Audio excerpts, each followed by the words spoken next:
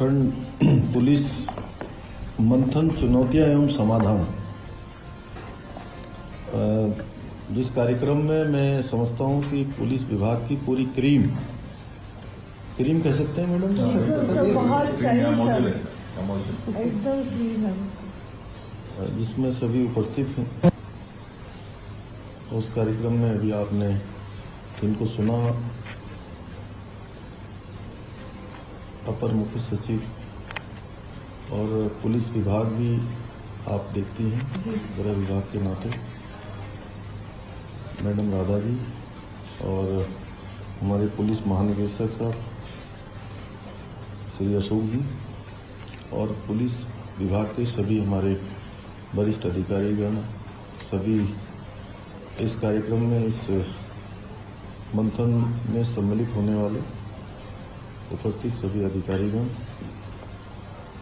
मैं सबसे पहले तो आप सभी को बहुत बधाई देता हूं, शुभकामनाएं देता हूं कि ये मंथन और इसके समाधान के लिए जो यहाँ पर 3 दिवसीय ये कार्यक्रम रखा गया है, निश्चित रूप से इन 3 दिनों के अंदर आप सब लोगों के अंदर जो शोधन की प्रक्रिया है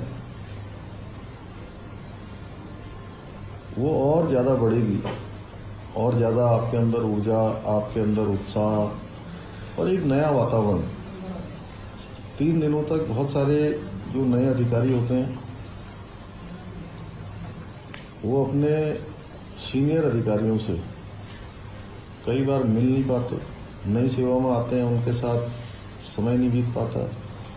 इस प्रकार के कार्यक्रमों से जहां एक और आपस में परस्पर एक दूसरे को समझने का अवसर मिलता है, वहीं जो निजी रिश्ते इसमें बनते हैं वो कहीं ना कहीं हमारी कार्य प्रणाली को भी मजबूत बनाते हैं। पर्सनल जो बॉन्डिंग होती है वो फिर हमारे कामों पर भी आती है।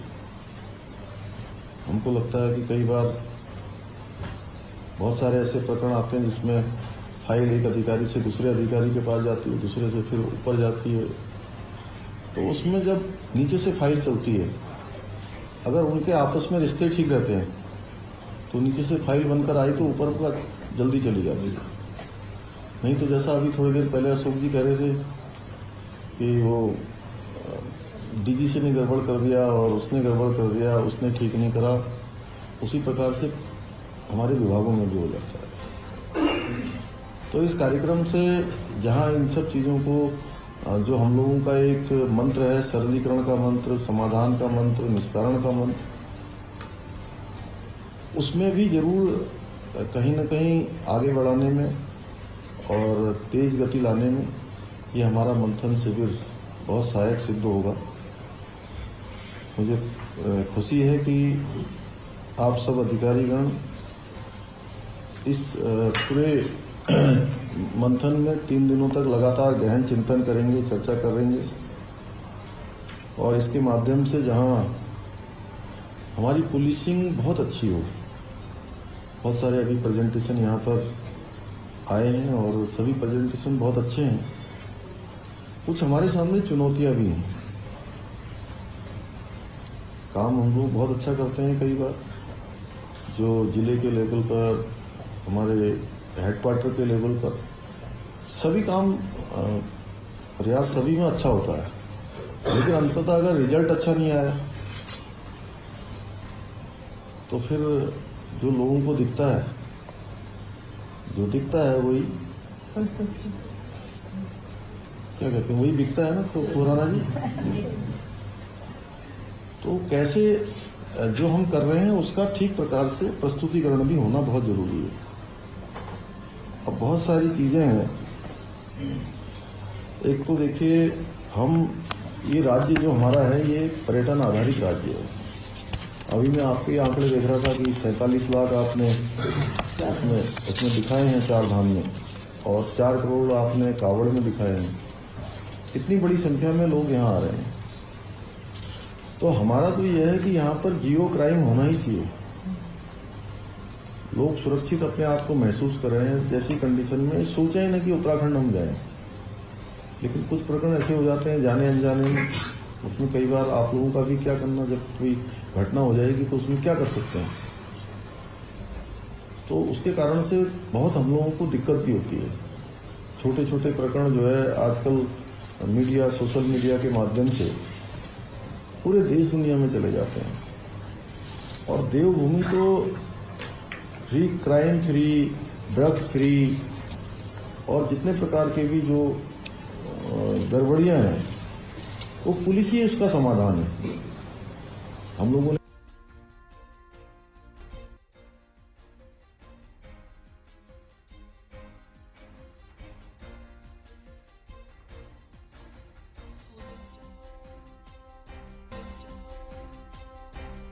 मित्र पुलिस इसका नाम दिया है। तो मित्र पुलिस उन लोगों के लिए अच्छी है जो सज्जन हैं,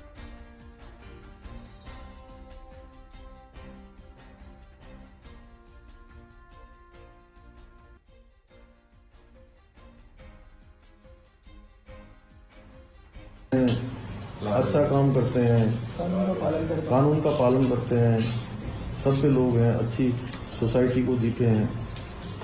लेकिन जो गुंडे हैं, बदमाश हैं, उनके अंदर भय भी होना चाहिए। कहीं न कहीं एक आध बार हमको यह भी देखने को मिलता है कि अभी कहते हैं कि उत्तर प्रदेश में सख्ती हो रही है तो सारे गुंडे बदमाश जो है हमारे यहाँ आ रहे हैं। हालांकि ऐसा है नहीं। जब हमने इसकी समीक्षा करी, लेकिन लोगों का एक परसेप्शन बन रहा था, बनना चाहिए। और बहुत सारे इशू हम लोग बार बार उस पर चर्चा करते हैं। चर्चा करने के बाद एक बार चर्चा करते हैं, बड़ी मीटिंग में चर्चा करते हैं, उसके बाद उसको छोड़ देते हैं। फिर होता क्या है कि अगला इशू आ जाता है। तो मैं चाहूँगा डीजीपी साहब, जैसा मैं अपने कार्यालय में भी कर रहा हूँ, कुछ चीज़ों की नियमित समीक्षा के लिए एक मॉनिटरिंग की व्यवस्था होनी चाहिए। अगर कोई चीज़ हमने शुरू की है तो उसको बिल्कुल नीचे तक जाना चाहिए और बार बार समीक्षा में आना चाहिए। जैसे पिछले दिनों हम लोगों ने कहा था कि वेरिफिकेशन ड्राइव हम लोग चलाएंगे, तो एक बार चली है, वो 2 बार चली, एक बार 2 बार जो भी चली है, लेकिन उसके बाद वो बंद हो गई। वो बंद नहीं होनी चाहिए। मदरसों का जो वहाँ पर स्कूली शिक्षा की जगह कई अन्य चीज़ें भी जो होती हैं, उसके लिए हमने कहा था कि हम उसका सर्वे करेंगे, पुलिस विभाग उसको आगे बढ़ाएगा। वह भी कहीं थोड़ा और तेजी से चलाने की जरूरत है। और जो तमाम प्रकार की ऐसी पॉपुलेशन है जो हमारे बहुत सारे क्षेत्रों में आकर फंस जा रही है, वो हमारे लिए बहुत चिंता का विषय है कि कैसे हम उस पर रोक लगाएं, कैसे उस पर सख्ती करें कि कोई भी अनवांटेड जो अवांछित तत्व हैं वो उत्तराखंड के अंदर ना आ पाए। देवभूमि का जो स्वरूप है वो स्वरूप बना रहे, उसकी जिम्मेदारी, सबसे बड़ी जिम्मेदारी अगर किसी विभाग की है तो पुलिस विभाग की है। पुलिस विभाग ये नहीं कह सकता कि रेवेन्यू के लोग चेक करें। चेक करने का काम पुलिस विभाग का है। और जो रेवेन्यू से आपको चाहिए वो आप गवर्नमेंट को उसकी अनुशंसा करिए, आप उसको भेजिए, गवर्नमेंट उस पर काम करेगी। क्योंकि ये नहीं होना चाहिए कि हम कुछ चीज़ों को कह दें कि ये हमारे विभाग का काम नहीं है, हम उसको लीड करें। पुलिस एक बहुत बड़ी व्यवस्था है। पुलिस के एक सिपाही को देखकर भी अच्छे लोगों की हालत खराब हो जाती है। आप मेंटली किसी को टॉर्चर करना हो तो उसके घर में सवेरे सवेरे एक पुलिस वाले को भेज दीजिए। वो खाली गेट पर डंडा बजा के आ जाएगा कि आपको थाने बुलाया है। कितना फर्क पड़ता है। कितना भी बड़ा आदमी होगा, कितना ही रुतबे वाला होगा, तो पुलिस के प्रति ये भाव, एक रूप तो ये है। दूसरा रूप ये भी होना चाहिए कि पुलिस के जवान को कहीं पर भी देखकर या पुलिस की वर्दी को देखकर लोगों के मन में विश्वास रखना चाहिए कि ये जो है हमारे रक्षक हैं, ये हमारी सुरक्षा करने वाले हैं। इस प्रकार का भाव भी पुलिस के कारण से आना चाहिए। क्योंकि देखिए, कई बार जो बड़े बड़े गलत काम करने वाले होते हैं, बड़े रुतबेदार हो जाते हैं, गुंडे हो जाते हैं, बड़े बदमाश हो जाते हैं, या बड़े उस पर भी पहुंच जाते हैं, वैभव, यश, ये सब प्राप्त हो जाता है। लेकिन वो जब सामने आते तो सब नमस्कार साहब नमस्कार करते हैं, लेकिन अगर पीछे से कहीं से निकल रहे होते हैं तो क्या कहते हैं बिमला जी, अच्छा आदमी है नहीं कहते हैं ना। कभी भी कोई खराब आदमी निकल रहा हो तो उसको ये नहीं कहा जाता कि जो है कि ये अच्छा आदमी जा रहा है। पुलिस का काम इस प्रकार का समाज निर्माण करने का भी काम बिल्कुल है। कोई बड़ा आदमी पैसे वाला बन जाता है, ये है कई बार मजबूरी में लोग जो है उसके साथ शादी भी कर देते हैं, अपने बेटी की, अपनी बहन की, अपने भांजी की, भतीजी की। लेकिन फिर भी जब भी अगर लड़का ढूंढना होता है अपने घर की बेटी के लिए, अपनी भांजी भतीजी के लिए, तो अच्छा ही ढूंढते हैं ना। क्यों मरोगे सर, शरीफ आदमी होना चाहिए कहते हैं ना, ये खराब नहीं होना चाहिए, ये शराबी नहीं होना चाहिए, ये जो है जुआ खेलने वाला नहीं होना चाहिए, ये बदमाश नहीं होना चाहिए, मारपीट करने वाला नहीं होना चाहिए। तो इस प्रकार का वातावरण भी जो है पुलिस ही तैयार करेगी। पुलिस को लीडरशिप लेनी है। अब जैसे मैं कहता हूँ सफाई अभियान चलाना है, जैसे अब देखिए अभी हरिद्वार में कुंभ हुआ, अजय जी कावड़ हुआ। कावड़ के बाद आप देखिए कि अभी कितनी जगह पर गंदगी है वहाँ। ये मत कहिए कि डीएम साहब देखेंगे, हम लीड करवाते हैं सर सफाई अभियान। सभी शहर, सभी हमारे निकाय, ये क्या है हमारे लिए दर्पण है। पुलिस इस प्रकार के काम भी कर सकती है, एक्स्ट्रा क्वालिटी का रूप। सोशल सर्विस सफाई अभियान अब हम इनको ड्रग्स वालों को पकड़ने जाते हैं, इनको केवल पकड़ने से काम नहीं चलेगा। इसके लिए एक हम पूरा जागरण का कार्यक्रम कैसे चलाएं, इस पर एक शर्त रखिए आप कि जो है लोग घरों से ही बच्चों को ऐसा टीच करें कि जो है वो बच्चे उसमें जाएं ना। आप देखेंगे कि यहाँ पर जितने भी हमारे बड़े बड़े इंस्टीट्यूशन हैं देहरादून में, वो सब जो है पूरी तरह से नशा सबसे ज्यादा कहीं से अगर फैल रहा है तो वहीं से फैल रहा है।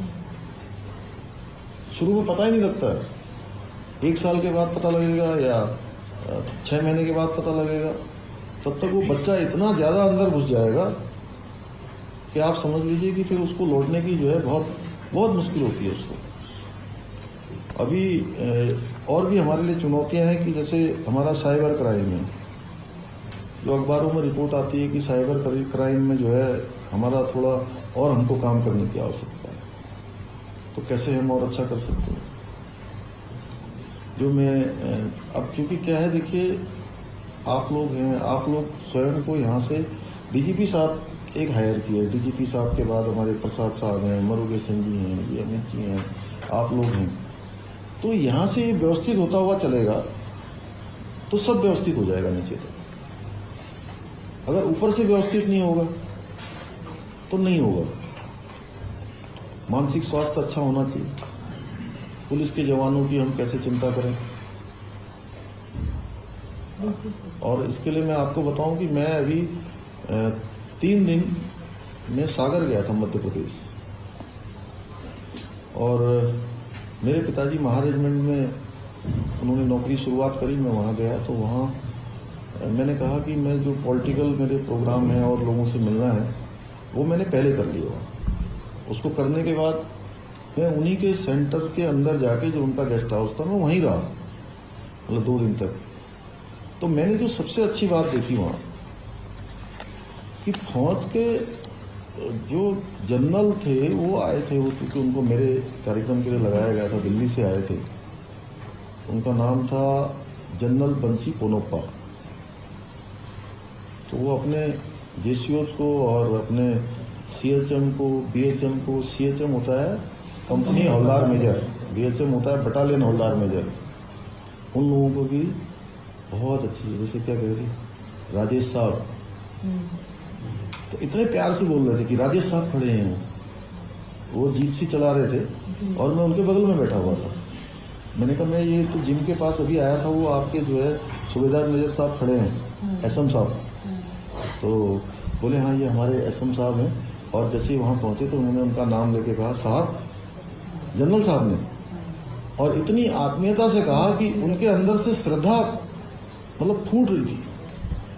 तो मैं जब गाड़ी में बैठा उनको मैंने कहा साहब आपने तो ये बहुत ही माने तो बोले साहब फौज में हमारे यहाँ यही तो है, इसी के कारण से जो है हमारे जवान हमारे लोग मोटिवेटेड रहते हैं, हम यही दे सकते हैं। और जनरल बिपिन रावत साहब का भी मैं एक भाषण पुराना सुन रहा था, तो वो कह रहे थे कि ये फौज ये केवल एक वेतन लेने का जरिया मात्र नहीं है,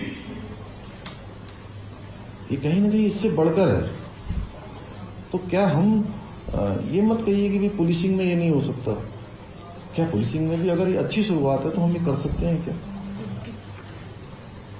इसके लिए भी हम कैसे एक संदेश दें कि हमारे डीजीपी साहब का, हमारे दूसरे डीजीपी साहब का, इन लोगों का, आप लोगों का, हमारे पुलिस के कप्तान का, एक सिपाही के लिए, एक कांस्टेबल के लिए इस प्रकार का अगर भाव जागृत होगा तो आप निश्चित मानिए बहुत बड़ा काम हो जाएगा आपका। जो काम बहुत सुविधाएं देने से नहीं होगा, बहुत चीजें करने से नहीं होगा, वो एक छोटे से इससे हो जाएगा मैडम। माने जब तक जो है हम मानसिक परिवर्तन नहीं कर पाएंगे उनके अंदर, वो फिर आप उनसे 18 घंटे भी काम करवाएंगे तो उनके अंदर ऊर्जा बनी रहेगी।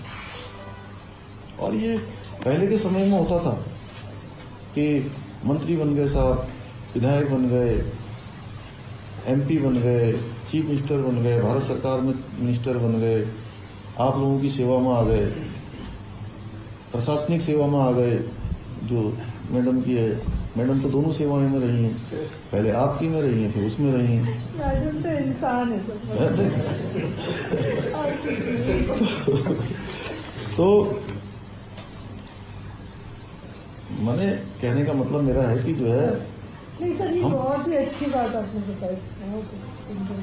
तो इसमें और उसमें ये तो चलता रहेगा, ये सेवाएं भी चलती रहेंगी, लेकिन जो नीचे तक जाने की बात है,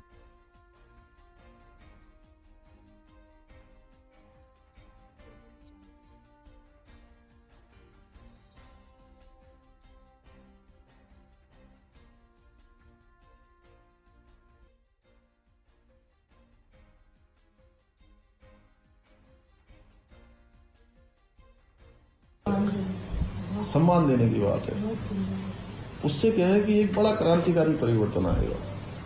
और मैं समझता हूँ कि हमारे यहाँ की तो सभी लोग बहुत संवेदनशील हैं, बहुत गंभीर हैं, बहुत गंभीर हैं।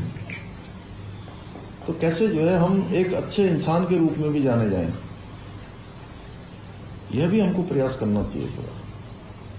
कई बार हमारा जो मैं कोई अगले डीजीपी साहब ने कोई मेरे को नोट भेज रखा था, ये मैं तो हमने एक आइडिया के लिए ड्राफ्ट सर मांगा। आपके मन से जो बात नहीं, निकल मैं वो सबके actually मन मैं- को छू लेती।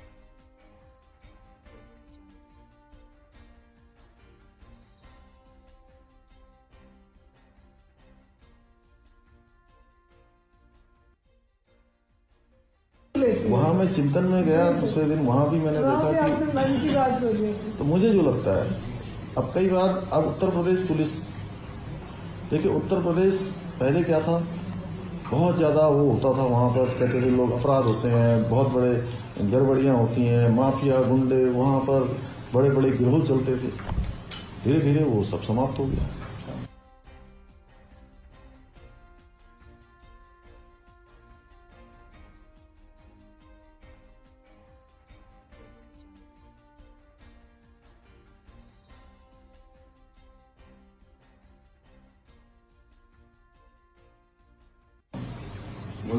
है? काफी कम कर रहा है। अब मोदी जी के समय में क्या हो गया, पहले सब लोग सोचते थे, मैंने जितने नाम लिए अभी थोड़ी देर पहले, ये सब ऐसा माना जाता था कि इस सेवा में आ गए, उस सेवा में आ गए, तो हमने क्या करना है, अब जो है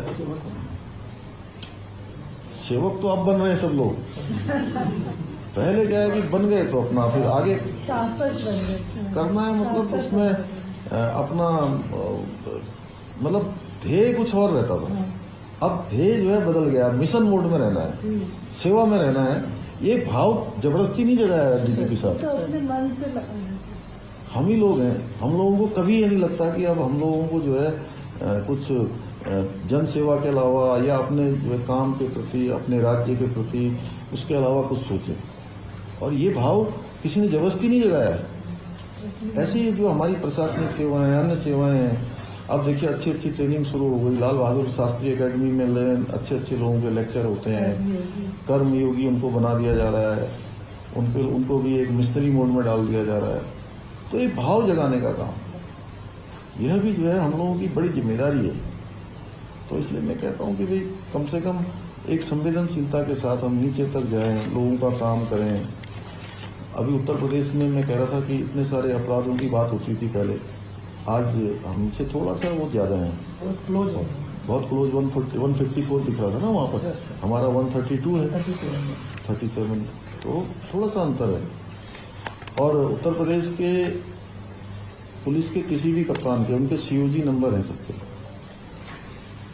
और मैंने एज ए MLA रहते हुए कई बार मुझे पीलीभीत, बरेली, लखीमपुर यहाँ काम पड़ते थे, तो मैं बात करता था वहाँ। बात करता था तो अगर पुलिस के कप्तान का फोन नहीं उठ रहा है, वो PRO के पास मैसेज, वो फोन चला जाता था, वो डाइवर्ट होता था या क्या होता था। अभी हमारे यहाँ ये व्यवस्था नहीं है। मुझे किसी एक बड़े आदमी ने मुझे जो है शिकायत करी है। 1-2 जगह की शिकायत है सर, उसको हम टाइप करते रहते हैं। वैसे तो उठता है, ये नहीं होना चाहिए। जिनकी शिकायत है उनको अलर्ट रहिए। फोन पर अवेलेबिलिटी होनी चाहिए किसी न किसी रूप में। अगर आप बहुत फोन नहीं उठा सकते तो आपका फोन डाइवर्ट नहीं जाना चाहिए कहीं ना कहीं। इससे क्या है, हमारे पूरे राज्य की बहुत अच्छी, पूरे राज्य की जो है उस पर छवि का एक बात होती है कि पूरे राज्य की छवि कैसी जा रही है। और जब हम टूरिज्म के लिए, धार्मिक उसके रिलीजियस के लिए, उसके लिए क्या नाम है, स्पिरिचुअल टूरिज्म के लिए और देवभूमि में पर्यटन के लिए लोग आते हैं, और अगर हमारे पुलिस कप्तान का फोन नहीं उठेगा या उनके नंबर नहीं होंगे, कई बार लोग जो है समस्या में फंस जाते हैं, रात में फंस गए, कहीं जाम में फंस गए, कोई घटना हो गई, तो ये तत्काल उठे, तत्काल इसकी व्यवस्था होनी चाहिए। इतनी हमारे अंदर संवेदनशीलता होनी चाहिए और हमें करना चाहिए।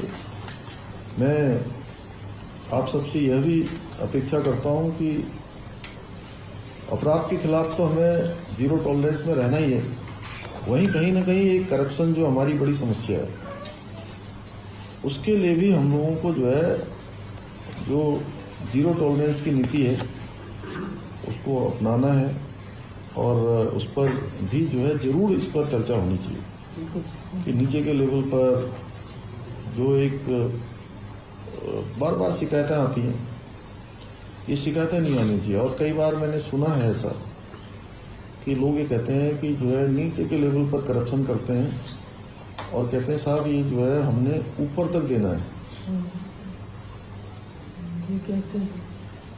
ये बहुत गंभीर बात है और पुलिस को तो कम से कम जो अन्य विभागों में भी हो रहा है उनको भी पकड़ना चाहिए।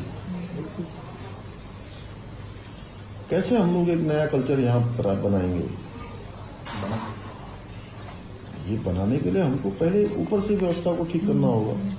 जब यहाँ से व्यवस्था ठीक करेंगे तो होगा, जिससे कि सुशासन और सेवा का संकल्प जो है, गुड गवर्नेंस भी होनी चाहिए और इसके लिए हमारा संकल्प भी होना चाहिए कि हम इसको अपनी सर्विस में सबसे ज़्यादा प्राथमिकता देंगे।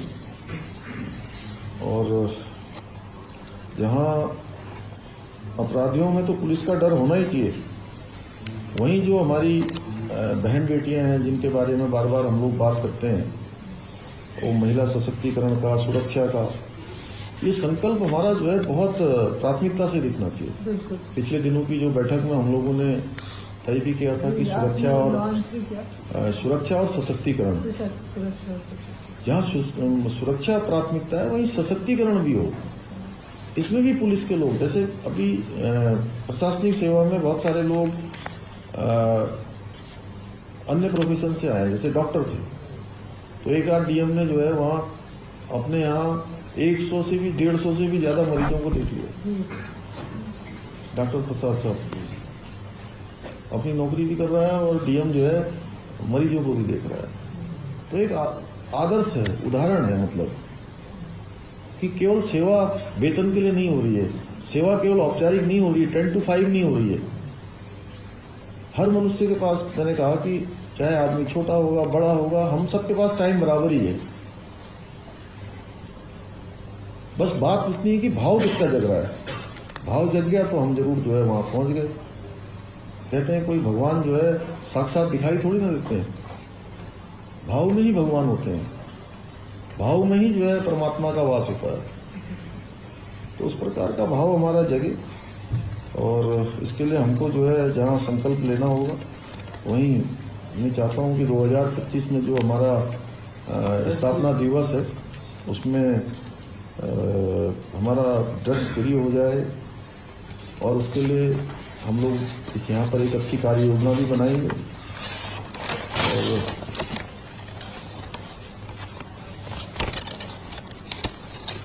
और अभी जो आप लोगों के बीच में से बार बार ये बात आती है कि अभी ये इसके लिए बजट नहीं है, इसमें हम अच्छे वकील नहीं लगा सकते, अच्छे संसाधन नहीं खड़े कर सकते। मैं चाहूँगा कि चीफ सेक्रेटरी साहब आए, आप बात करके उन सभी को, क्योंकि हम चाहते हैं कि हमारी पुलिस व्यवस्था बहुत अच्छी हो। हमारे राज्य का जो डेवलपमेंट है, जो राज्य का विकास है, जो हमने जीएसडीपी को डबल करने का जो संकल्प लिया है, वो सारा का सारा अच्छी पुलिसिंग पर बहुत आधारित है। अच्छी पुलिसिंग होगी, अच्छा एक माहौल बनेगा। पुलिस बहुत बड़ी व्यवस्था है, पुलिस सामान्य व्यवस्था नहीं है। आप लोग अपने आप को बिल्कुल सामान्य स्थिति में मत लीजिए। सबसे लीड करने वाला रोल अगर किसी का है तो पुलिस का है और इसके लिए सरकार की तरफ से जो भी हमें करना होगा हम करेंगे। अभी ट्रैफिक व्यवस्था जो है हमारी, इसका कैसे बेहतर संचालन हो, पार्किंग के लिए अभी हम लोगों ने कैबिनेट में जो है कल ही परसों ही निर्णय लिया है। जो हमारी शिकायतें हैं उसका त्वरित रूप से कैसे निस्तारण हो, पेंडेंसी जीरो हो, एक अभियान के रूप में कि हम जीरो पेंडेंसी पर कैसे जाएं, रिस्पांस टाइम जो है कम हो, मतलब तत्काल हो। कई बार बहुत लंबा खिंच जाता है, उसके कारण से भी हमको आलोचना का शिकार होना पड़ता है। और दूसरा थोड़ा जहां पुलिस को जो है एक थोड़ा व्यवहारिक रूप से भी, जहां सख्त होना है वहां सख्त होइए, जितना मैं समझ पाया हूं अभी तक। वहीं अगर हम अच्छे कम्युनिकेशन करने वाले हैं, अच्छे रिलेशन वाले हैं, हमारा पब्लिक रिलेशन अगर अच्छा है तो पुलिस के, देखिए जो जिले के कप्तान हैं या उससे नीचे के लोग हैं, उनको अगर हटाना है, उनको अगर डिस्टर्ब करना है तो कानून व्यवस्था जो बहुत आसान काम है बिगाड़ना, उनको घेरना, जो कि आप लोग सब कप्तान रह के आए हैं, सब जानते हैं। बस कानून व्यवस्था की स्थिति को खड़ा कर दीजिए कि कानून व्यवस्था ठीक नहीं है और कम्युनिकेशन बंद कर दीजिए, हो जाता है। अगर हमारी संबंध अच्छे हैं, लोगों से व्यवहार अच्छा है, तो ऐसे समय में लोग खड़े हो जाते हैं, पुलिस के साथ भी खड़े हो जाते हैं कई बार, पब्लिक आ जाती है। तो ये भी बहुत बड़ा मैनेजमेंट है। और समय समय पर आप लोगों को हर बार ये नहीं होगा कि आपको जो है डीजीपी साहब यहाँ से बताएंगे या आपको उनके कानून व्यवस्था देखने वाले बताएंगे। कई बार निर्णय आपको त्वरित रूप से अपने आप भी लेने पड़ते हैं। ऐसे समय में आप लीडर के रूप में अच्छे निर्णय लीजिए। ऐसा नहीं होता कि कई बार निर्णय लेते हैं हम, लेकिन अगर अच्छी मंशा से निर्णय लिया जाता है तो बहुत बार रिजल्ट नहीं भी आता है, लेकिन हमारी मंशा ठीक होनी चाहिए और लीडर के रूप में हम निर्णय लें। महिला अपराधों में जो है जरूर थोड़ा और लगाम लगाने की आवश्यकता है कि कैसे लगेंगे महिला उस पर। और माननीय प्रधानमंत्री जी हमेशा कहते हैं कि साइंस एंड टेक्नोलॉजी, उसका बहुत अच्छा उपयोग ये हमको करना है। साइंस टेक्नोलॉजी का हम जितना प्रयोग कर पाएंगे उससे कहीं न कहीं हमको काम करने में बहुत आसानी हो जाएगी। अपने कार्य व्यवहार में, कार्य चीज़ों में उसको हम ग्रहण करें। और सिटीजन सेंट्रिक जो अप्रोच है उसके बारे में मैंने आपको पहले ही बोला है। और जितने हमारे जो देखिए जो जिलों में घटनाएं होती हैं तो उसमें पुलिस के जो वहाँ के अधिकारीगण हैं, पुलिस के कप्तान हैं, उनकी जिम्मेदारी है कि उसको कैसे मैनेज करना है, उसमें मीडिया में क्या पक्ष आना है, सोशल मीडिया में क्या जाना है, क्या चल रहा है। इसका जवाब देने के लिए बहुत बार स्थिति ऐसी पैदा हो गई है कि छोटी सी घटना है, उसका जवाब यहाँ से देना पड़ता है। अगर शुरुआत में ही वहीं से उसका जवाब दे दिया जाएगा और ठीक प्रकार से मीडिया में आके जिससे संबंधित है, अगर बहुत हो तो अच्छा है। बहुत बार हमारे मरुगेशन जी ने कुछ चीज़ों में बड़ा अच्छा जवाब दिया और बड़े फैक्ट्स के साथ दिया। उसके कारण से कई चीज़ें हमारी जो है ठीक उस पर हुई। मतलब विश्वसनीयता का संकट नहीं होना चाहिए। हम जो बोले हैं वो तथ्यों पर आधारित होना चाहिए कि ये जो बोल रहे हैं कुछ लोग जो न्यूट्रल आदमी है, जो यूडीएस पहले से किसने अगर पहले से मन बना रखा है कि नहीं हमने तो विरोध ही करना है, तो उसके लिए तो फिर वो बात जो है जो भी आप अच्छी बोलेंगे तो वो खराब ही है। लेकिन जो सामान्य सुनने वाला आदमी उसको लगना चाहिए कि ये बात बिल्कुल ठीक कह रहे हैं। और देखिए तर्कों पर तथ्यों पर बहुत बड़ी ताकत होती है। ये कैसे बनाना है, मेरा जिला, मेरा काम, मेरा विभाग, जिस विभाग में भी हैं। खुराना जी के यहाँ गए कि देखिए पहली बार इन्होंने वहाँ के होमगार्ड के जवानों को जो है बड़ा अच्छा प्रोत्साहन दिया, उनके लिए संगीत संध्या का किया और मुझे अच्छा लगा कि वहाँ पर जो है हम लोगों ने भी भाग लिया, आप भी गए थे और देखा कि भाई जवान परेड भी अच्छी हुई और जवानों को भी लगा कि कम से कम कुछ काम हुआ है हमारा। यही है, उनको क्या एक दिन आप कर सकते हैं, कितना क्या है, आपने टेंट अच्छा लगा दिया, अच्छे उनके लिए कल्चरल प्रोग्राम कर दिए, अच्छा उनका भोजन हो गया, तो उनके पूरे साल भर के अंदर उनके लिए एनर्जी की उनको रिकॉग्नाइज किया गया उनके लिए। मैंने एक उदाहरण दिया मैंने इनका, आप लोग भी अच्छा कर रहे होंगे, लेकिन अभी जैसे हम अल्मोड़ा गए थे पीछे, तो अल्मोड़ा में पिछले साल भी मैं गया, वहां पर एक वो लगता है सरस मेला जैसा उन्होंने शुरू किया है। हमारे जो स्थानीय उत्पाद बनाने वाले लोग हैं, आजीविका मिशन वाले लोग हैं, तो उन्होंने वहाँ के एडमिनिस्ट्रेशन ने उन्होंने इतनी अच्छी व्यवस्था करी कि पिछले साल 6 करोड़ रुपए का जो है लोगों ने लोन लिया काम करने के लिए, और इस साल वो 3 गुना बढ़ गया, 20 करोड़ से ऊपर चला गया।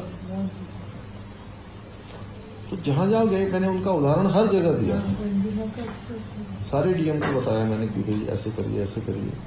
तो कोई भी अच्छा काम कर सकता है और अच्छा काम को उसको देखा देखी दूसरे जिले में भी हो सकता है।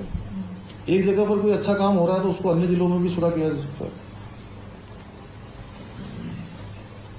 अभी एक जो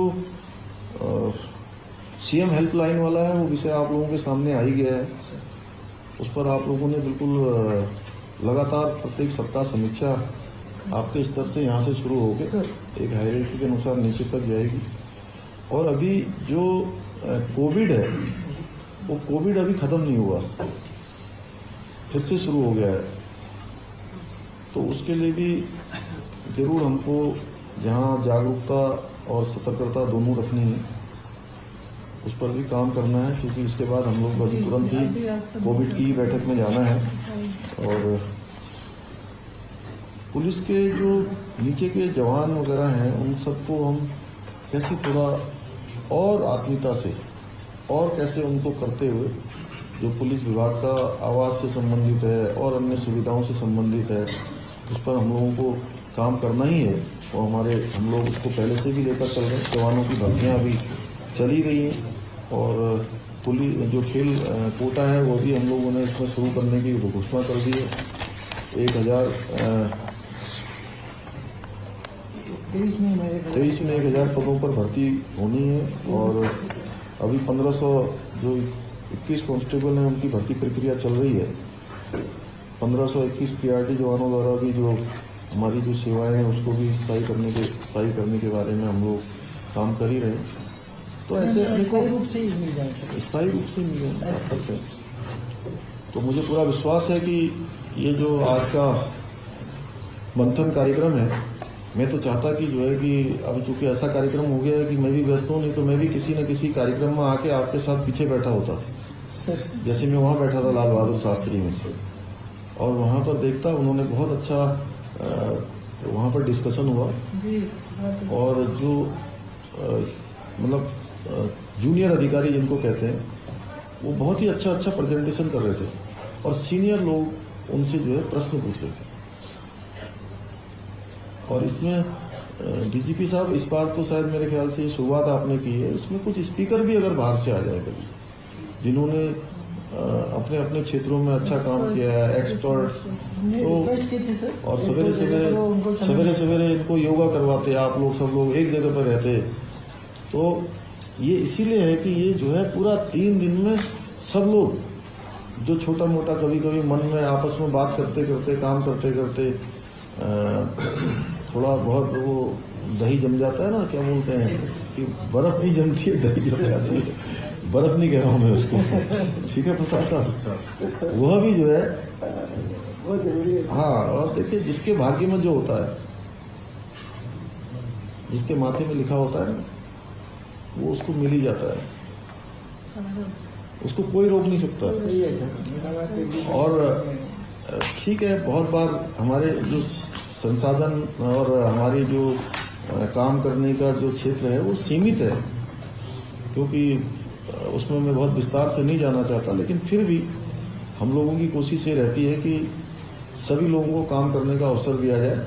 हाँ, ये बात है, किसी को जल्दी मिलता है, किसी को थोड़ा देर में मिलता है, लेकिन मिलेगा। उस पद्धति पर हम लोग काम कर रहे हैं कि जो लोग कम रहे हैं, बहुत बार बहुत लोग सोचते हैं कि सिफारिशों के आधार पर मिल जाएगा, इससे हो जाएगा, वो उस पर बहुत ज़्यादा हम लोगों ने अभी कोशिश करी है कि एक किसी को पता भी नहीं लगे कि रात को जो है 11 बजे उसका ट्रांसफर हो गया और वो जिले में पोस्ट हो गया या कहीं और जगह पर पोस्ट हो गया। पहले बात करते हैं और बात करने के बाद वो इस प्रकार से अभी काम कर रहे हैं हम लोग। तो मैं इतना ही कहना चाहता हूँ कि सब लोग कहीं भी देखिए, एक तो हमारा ये बहुत छोटा राज्य है और छोटे राज्य में सब बातें जल्दी जल्दी बाहर आ जाती हैं। उस दिन मैंने वहां कहा कि आप लोगों के पास पत्रकार लोग आते होंगे, मसूरी में आते हैं, अभी पता लग जाए कि कोई आदमी अपनी अच्छी पोस्टिंग को लेकर, किसी बात को लेकर डीजीपी साहब से नाराज हो गया, मैडम से नाराज हो गया, सरकार से नाराज हो गया, तो उसके पास जाएंगे, कहेंगे अच्छा आजकल तो बहुत खराब व्यवस्था चल रही है, तो बड़ा गड़बड़ है साहब वहाँ पर, तो आप थोड़ी देर तक तो आप सोचोगे कि नहीं नहीं क्या बोलना है, पता नहीं क्या करेगा क्या नहीं करेगा। फिर वो 4-5 बार नॉन स्टॉप जब बोलेगा, तो नॉन स्टॉप बोलने के बाद फिर आपके मुंह से भी निकलेगा हाँ गड़बड़ तो है,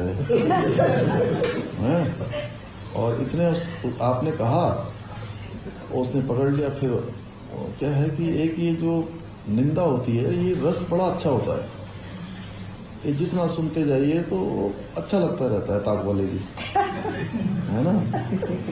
तो फिर उसमें हम भी जुड़ ही जाते हैं, जाने अनजाने में जुड़ गए, या 2-4 बातें हमने कह दी। वो पत्रकार क्या है, वो आया है जैसे बाहर, वो सबसे पहले क्या करता है, वो हमारे आसपास के लोगों को फोन करता है। साहब मैं तो आज वहाँ मुख्यालय में गया था और वहाँ पर जो है वो तो फलाने तो जो है बहुत साहब अगेंस्ट है, ज़्यादा तो बहुत भला बुरा कह रहे थे, आपके लिए बड़ा योजना बना रहे थे साहब, वहाँ पर ये हो रहा है, वो हो रहा है, सरकार ऐसा कर रही है, वैसा कर रही है। और आप समझ लो फिर क्या होगा, फिर आपसे तो कोई सफाई पूछेगा नहीं कि आपने क्या कहा इसमें। तो कम्युनिकेशन इस प्रकार से भी कई बार हो जाता है। हालांकि मैं तो बहुत ज़्यादा इस पर ध्यान नहीं देता मैडम, मेरे दिन भर में 100-200 लोग ऐसे आते रहते हैं, कई बार बताते रहते हैं, कोई किसी के बारे में, कोई किसी के बारे में। और अच्छा काम अगर करे आदमी तो देखिए किसी को भी बोलने की आवश्यकता नहीं है। मैं एक बात जानता हूं कि व्यक्ति कोई भी हो अपना प्रेजेंटेशन अच्छा कर सकता है, अपनी बात अच्छी कर सकता है, बोल सकता है, वो उसका बोलना भी चाहिए, लेकिन इन सबसे जो भारी है वो काम है। अगर काम अच्छा किया तो किसी को कुछ बोलने की जरूरत नहीं है, काम सबको दिखता है और काम बोलता है।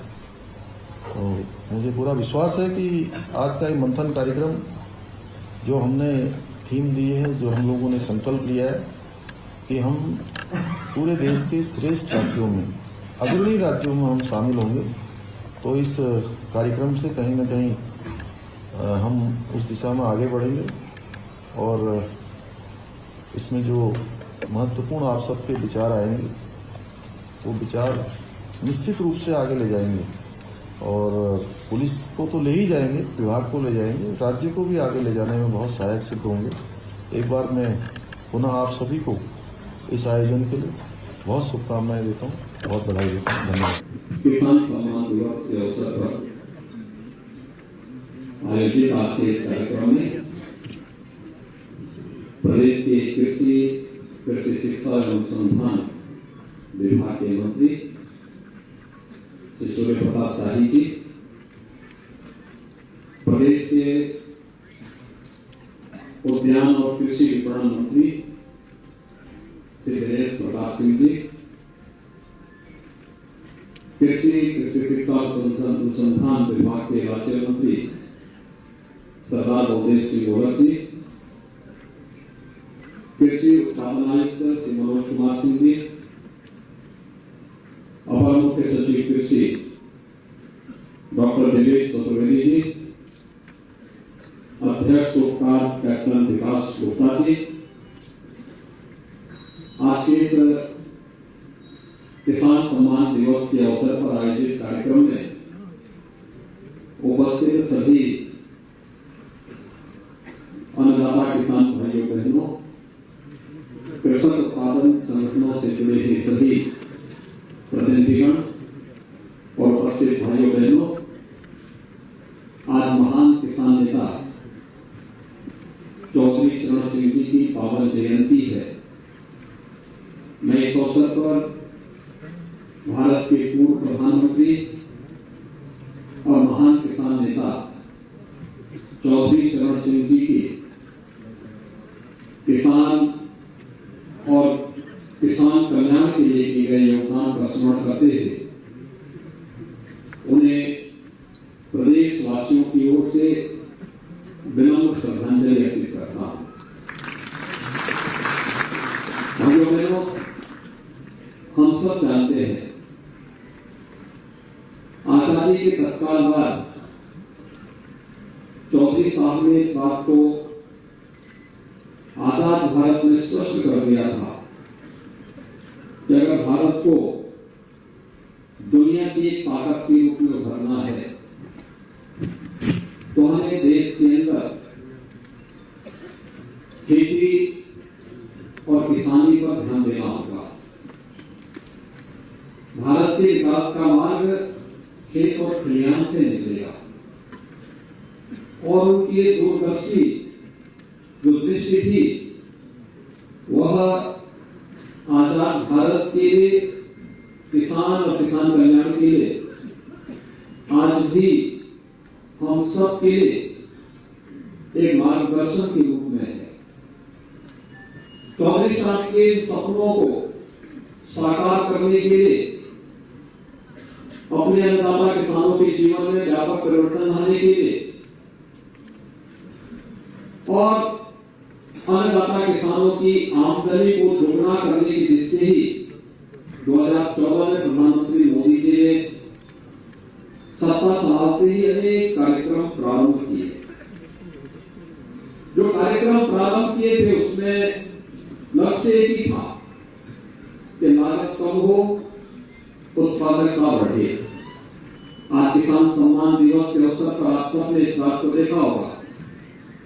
जिन प्रगतिशील किसानों को आज यहाँ पर सम्मान किया गया है, इन्होंने लागत कम करके उत्पादकता को बढ़ाने के साथ साथ केवल कृषि खाद्यान्न उत्पादन में बल्कि औद्यानिक फसलों के उत्पादन में भी एक बड़ी भूमिका का निर्वहन किया है। और आज इसीलिए राज्य सरकार ने किसान सम्मान दिवस के अवसर पर उन्हें यहाँ पर सम्मानित करने का काम किया। महत्वपूर्ण बात है कि 2014 के बाद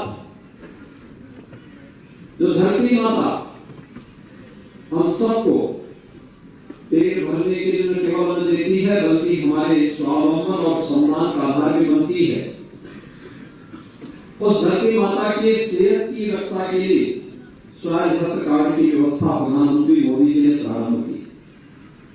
पहली बार किसान फसल बीमा योजना, किसानों के कल्याण के लिए देश के अंदर न केवल तमाम प्रकार की योजनाओं को आगे बढ़ाने का कार्य किया गया बल्कि उनका प्रभावी क्रियान्वयन हो, इसको भी हम सब आप देख रहे हैं। वही इसी का परिणाम है आज उत्तर प्रदेश जैसे राज्य में विगत 5.5 वर्ष के अंदर जो कार्यक्रम हम लोगों ने प्रारंभ किए, सरकार में आने के साथ ही मार्च 2017 में सबसे पहले 86 लाख किसानों का 36,000 करोड़ रुपए के कर्ज माफी के कार्यक्रम को सबसे पहले हम लोगों ने अपने हाथों में लिया। विगत 5.5 वर्ष के अंदर जो कार्यक्रम प्रदेश के अंदर हुए, लगभग 22 लाख हेक्टेयर भूमि को अतिरिक्त सिंचाई की सुविधा उपलब्ध करवाई और आजाद भारत में पहली बार हुआ जब किसान देश की राजनीतिक एजेंडे का हिस्सा बना और ईमानदारी से योजनाएं उस तक पहुंची। प्रधानमंत्री किसान सम्मान निधि हो या लागत का 1.5 गुना एमएसपी लागू करने का कार्य हो, ये सभी प्रभावी ढंग से लागू हो रहे हैं। खेत में तकनीक का भी उपयोग हो सकता है, यह हम लोगों ने विगत 8 वर्ष के अंदर देश के अंदर होते हुए देखा है। और इसीलिए अगर प्रधानमंत्री किसान सम्मान निधि की ही बात करता हूं, उत्तर प्रदेश के अंदर 2,60,00,000 किसानों को अब तक 51,000 करोड़ रुपए की राशि उनके बैंक अकाउंट में भेजी जा चुकी है। विगत 5.5 वर्ष के अंदर प्रदेश के अंदर चाहे वह धान हो, गेहूं हो, दलहन, तिलहन, इन सभी क्षेत्रों में रिकॉर्ड मात्रा में क्रय केंद्रों के माध्यम से बिना किसी बिचौलिए के अन्नदाता किसानों से सीधे क्रय करने का कार्य जहां उनके उत्पाद को किया गया, वहीं उन्हें एमएसपी डीबीटी के माध्यम से उनके अकाउंट में देने का कार्य भी किया गया। और जैसे यहां पर कृषि मंत्री जी कह रहे थे कि 1,84,000 करोड़ रुपए का गन्ना मूल्य का भुगतान भी हुआ। कोरोना जैसी महामारी के दौरान भी चीनी मिलों को बंद नहीं होने दिया गया, बल्कि जब तक किसान के खेत में गन्ना का एक भी डंठल होगा तब तक चीनी मिलें चलेगी। इस विश्वास के साथ प्रदेश के अंदर सभी 119 चीनी मिलों को चलाया गया। इससे पहले होगा क्या? इससे पहले चीनी मिल मालिक अपनी मर्जी करते थे, सरकार उनके सामने बहुत बनी रहती थी। कोऑपरेटिव फेडरेशन के नाम चीनी मिलों को पिछली सरकारों ने बेचा था, लेकिन इस सरकार के समय बेची नहीं गई, बल्कि नई चीनी मिल लगाई गई। चौधरी साहब की स्वयं की कर्म भूमिका चीनी मिल जो जर्जर अवस्था में थी, वहां पर एक नई चीनी मिल की स्थापना करवाई गई। मुंडेरवा में किसान आंदोलन में थे, कई किसान शहीद हुए थे, वहां पर एक नई चीनी मिल लगाई गई। गोरखपुर के पिपराइच में एक नई चीनी मिल लगाई गई। मोहिद्दीनपुर चीनी मिल की क्षमता का विस्तार किया गया। नजीमाबाद की चीनी मिल का विस्तार किया गया। तमाम अन्य कदम उठाए गए। आज खेती किसानी में लगे हुए हमारे अन्नदाता किसान न केवल इस क्षेत्र में मजबूती के साथ आगे बढ़कर के प्रदेश की कृषि विकास की दर को बढ़ाने में अपना योगदान दे रहे हैं, बल्कि स्वयं भी सम्मानजनक ढंग से न केवल अपनी मेहनत से बल्कि शासन की योजनाओं का लाभ प्राप्त करते हुए आगे बढ़ने का कार्य कर रहे हैं। यह एक नई स्थिति है हम सबके सामने। और उत्तर प्रदेश जैसे राज्य की दृष्टि से जहां पर लघु और सीमांत के किसानों की संख्या ज्यादा है, स्वाभाविक रूप से तकनीक अपनाने के लिए आवश्यक है कि हमारे पास खेत का जुट ज्यादा हो। जिसके पास 1 बीघा खेती होगी, वह किसान तकनीक को कितना अपना पाएगा, उसकी लागत नहीं आ पाएगी। और इसीलिए कृषक उत्पादक संगठन इस दिशा में बड़ी महत्वपूर्ण भूमिका का निर्वहन कर सकते हैं। अगर उत्तर प्रदेश को देश की अर्थव्यवस्था की एक ग्रोथ इंजन के रूप में सबसे बड़ी अर्थव्यवस्था के रूप में आगे बढ़ाना है, तो हमें कृषि विकास की दर को वर्तमान दर से दोगुना करना पड़ेगा। और उत्तर प्रदेश के अंदर इसकी क्षमता है। उत्तर प्रदेश इसको कर सकता है। अक्सर कहते हैं कि देश के अंदर कुल आबादी का, देश की आबादी का 16% हिस्सा आबादी का उत्तर प्रदेश में निवास करती है। 16% आबादी यूपी में है। कृषि की जो भूमि है हमारे पास वो मात्र 11% है। देश की कुल कृषि के योग्य भूमि में से 11% भूमि हमारे पास है, लेकिन जो 11% भूमि है यह देश की सबसे उर्वरा भूमि है और सबसे अच्छा जल संसाधन भी हमारे पास है। अगर हम अपने यहाँ के जल संसाधनों का उचित नियोजन कर लें,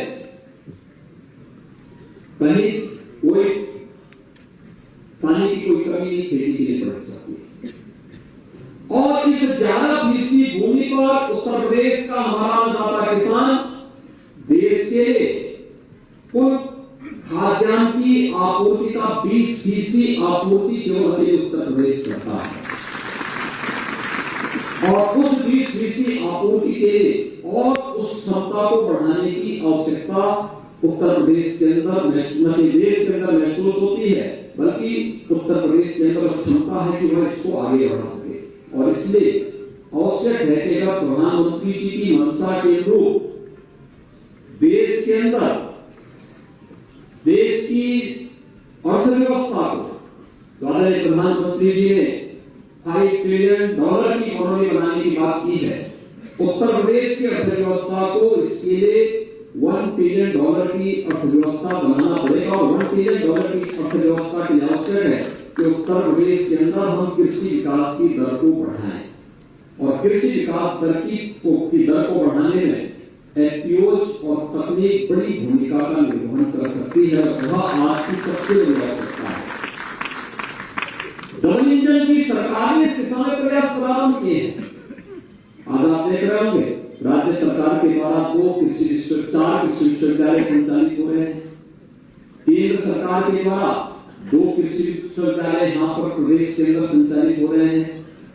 प्रदेश के अंदर 75 जनपद है, लेकिन 75 जनपदों में हमारे पास 89 कृषि विज्ञान केंद्र संचालित हो रहे हैं।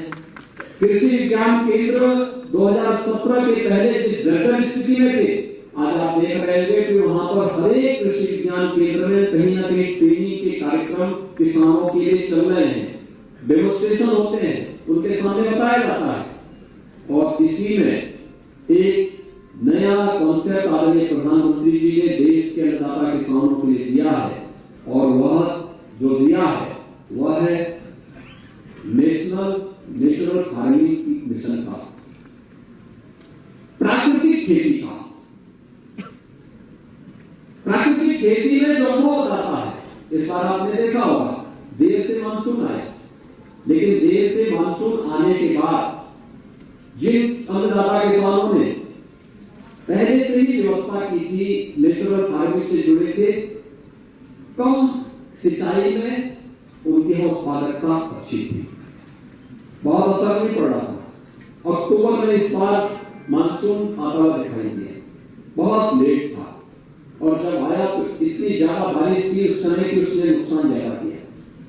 लेकिन उस सब के बावजूद किसानों की हिम्मत थी, वे उससे डटे रहे, काम करते रहे।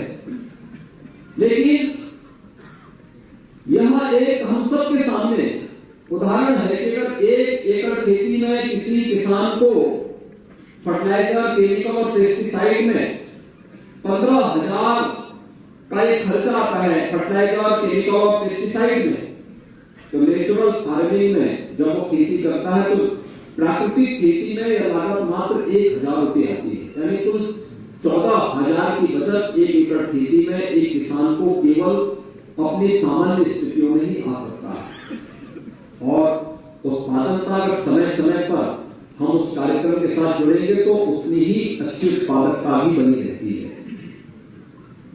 दूसरा, हमने इसको सर्टिफिकेशन की कार्रवाई के साथ भी जोड़ने की कार्रवाई प्रारंभ की है।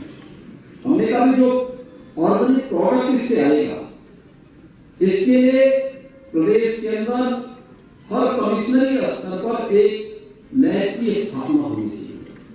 साथ साथ हर कृषि विज्ञान केंद्र में भी हम लैब स्थापित करें, जहां पर इसके सर्टिफिकेशन की कार्रवाई हो, वहां पर हम सर्टिफाई करें ये जो प्रोडक्ट है या प्रोडक्ट अधिक है, मार्केट में उससे दाम अच्छे मिलेंगे और प्रदेश के अंदर अन्नदाता किसानों ने इस दिशा में अच्छे प्रयास प्रारंभ किए हैं। प्रदेश के सभी गंगा के तटवर्ती 27 जनपद और बुंदेलखंड के सभी 7 जनपदों में हम लोगों ने प्राकृतिक खेती के कार्यक्रम को भारत सरकार के साथ मिलकर के मिशन मोड में आगे बढ़ाने का कार्य किया है। बहुत सारे क्षेत्र हैं जिस पर हम कार्य कर सकते हैं। इसमें ऑर्गेनिक फसलों को भी लिया गया है, इसमें अन्य वेजिटेबल आदि को भी लिया गया है। प्रदेश के अंदर हर एक क्षेत्र में हमारे पास संभावना है और खासतौर पर हमें इस बात को ध्यान में रखने की अत्यंत महत्वपूर्ण है कि वैश्विक महामारी कोरोना के दौरान जब पूरी दुनिया पशु की अकेले एक सेक्टर था जो कोरोना जैसी महामारी के सामने डट करके लड़ रहा था, कार्य कर रहा था, और कृषि क्षेत्र था जिसने विकास की दर को गिरने नहीं दिया। और इसीलिए अगर कृषि क्षेत्र भी उसी प्रकार से कोरोना के सामने पस्त हो गया होता, भूखमरी की स्थिति आ गई। भूखमरी की स्थिति हमारे अन्नदाता किसानों ने नहीं आने दी और उसका परिणाम है कि आज हर एक क्षेत्र में एक नया विश्वास जगा है। ढेर सारी संभावनाएं हैं। हम 100 फसली इसमें ले सकते हैं, ऑर्गेनिक फसलों को आगे बढ़ा सकते हैं, सब्जी आदि उत्पादन के माध्यम से और उसके एक्सपोर्ट प्रमोशन की कार्रवाई को जोड़ने के लिए हम इस दिशा में अच्छे प्रयास प्रारंभ कर सकते हैं। पशुपालन को बढ़ावा दे सकते हैं। यहाँ पर लगी हुई प्रदर्शनी बहुत कुछ संदेश उसके माध्यम से दे दी है। तकनीक के माध्यम से भी आज के समय में अन्नदाता किसानों को पेस्टिसाइड या जीवामृत हो या इनके छिड़काव के लिए उसे मैन्युअली कार्य करने के बजाय अगर ड्रोन का उपयोग करते हैं, उसका उपयोग करते हैं तो ढेर सारी उससे न केवल समय की बचत होगी बल्कि उनकी लागत भी उसमें कम पड़ेगी। इन सभी के बारे में प्रशिक्षण देना, इन कार्यक्रमों को आगे बढ़ाना अत्यंत महत्वपूर्ण है। और आज जो की सरकार आदरणीय प्रधानमंत्री मोदी जी के मार्गदर्शन में, उनकी प्रेरणा से जिस कार्यक्रम को आगे बढ़ा रही है, उत्तर प्रदेश उस संभावना वाला प्रदेश है। और आज जिसमें से जिन अन्नदाता किसानों को आज यहाँ पर, जिन एफपीओ को आज यहाँ पर सम्मानित किया गया है, मैं उन सब का अभिनंदन करता हूँ, उन सबको हृदय से बधाई देता हूँ। और मेरा विश्वास है कि वे सभी प्रगतिशील किसान केवल अपने तक सीमित न रहे बल्कि अपने आसपास के अंदर कम से कम कृषि विज्ञान केंद्र और कृषि विश्वविद्यालयों के साथ जुड़ करके अन्य अन्नदाता किसानों को भी इसके लिए प्रेरित कर पाएंगे। मैं एक बार फिर से भारत माता के महान सपूत, पूर्व प्रधानमंत्री और महान किसान नेता चौधरी चरण सिंह जी को उनकी 52 जयंती के अवसर पर विनम्र श्रद्धांजलि अर्पित करता हूं। और मैं विश्वास करता हूं कि चौधरी साहब के उन सभी संदेशों को जो देश हित में है, खेती किसानी के हित में है, उसे हम जन जन तक पहुंचा करके अन्नदाता किसानों की समृद्धि के माध्यम से भारत की समृद्धि का मार्ग प्रशस्त करेंगे। आप सबके प्रति मेरी शुभकामनाएं। धन्यवाद। जय हिंद।